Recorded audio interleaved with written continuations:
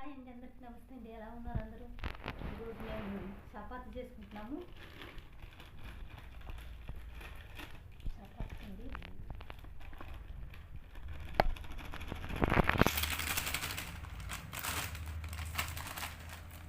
చపాతీ బాగుంటుంది, పూరి పిండిలాగా బాగా మెత్తగా. సాల్ట్ కొంచెం,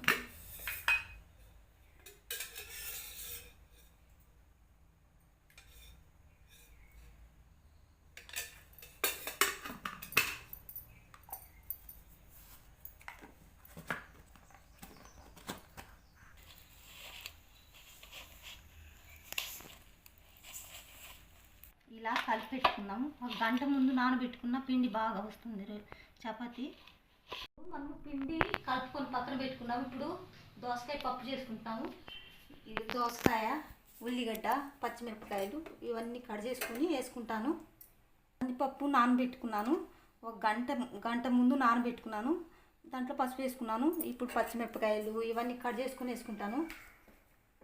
ఇవన్నీ ఇలా కట్ చేసుకున్నాము. ఉల్లిగడ్డ, పచ్చిమిరపకాయలు, దోసకాయ, టమాటా, రుచి కోసం టమాటా ఇవన్నీ ఇలా వేసుకున్నాము. కుక్కర్లో వేసుకుంటున్నాను.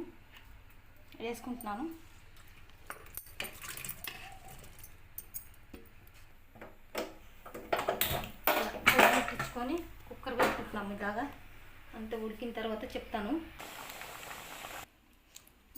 పప్పు అయితే ఉడికింది, పక్కన పెట్టుకున్నాము. ఇప్పుడు చపాతీ చేసుకున్నాము. చపాతీ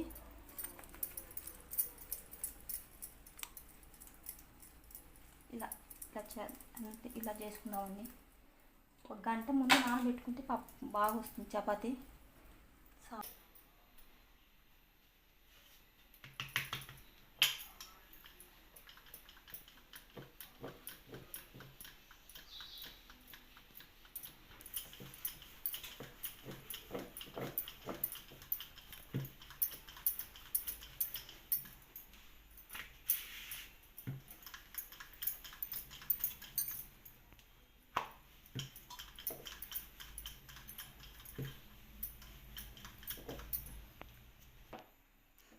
ఇప్పుడు చపాతీ కాల్చుకున్నాను.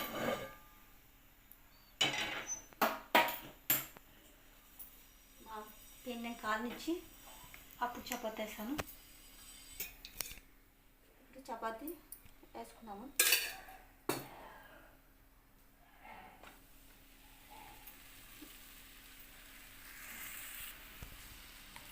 అన్నం అయితే రెడీ అవుతుంది.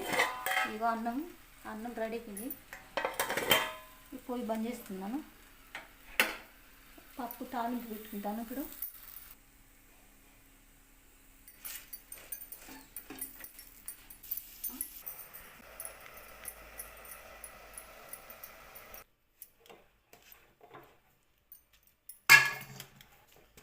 ఉప్పు వేసుకొని ఇలా ఎంచుకుంటున్నాను. పప్పు అయితే రెడీ అయిపోయింది. దోసకాయ పప్పు ఇలా ఎంచుకుంటున్నాను. దోసకాయ పప్పు నాకు మా ఆయనకి ఇష్టం బాగా, మా పిల్లలు తింటారు.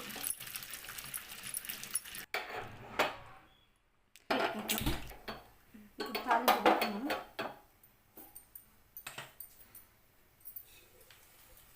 వేడెక్కినాక నూనె వేసుకుంటాను.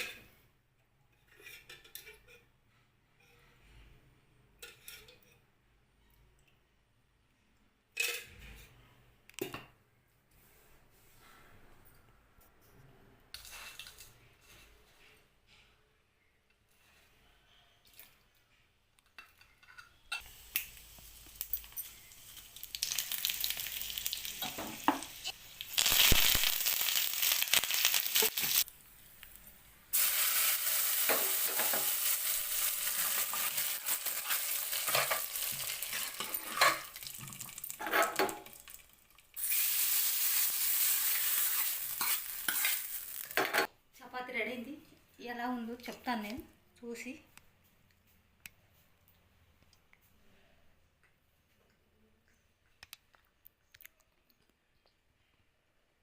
బాగుంది, చాలా బాగుంది. దోసకాయ పప్పు అయితే చట్నీ అయినా పప్పు అయినా బాగుంటుంది.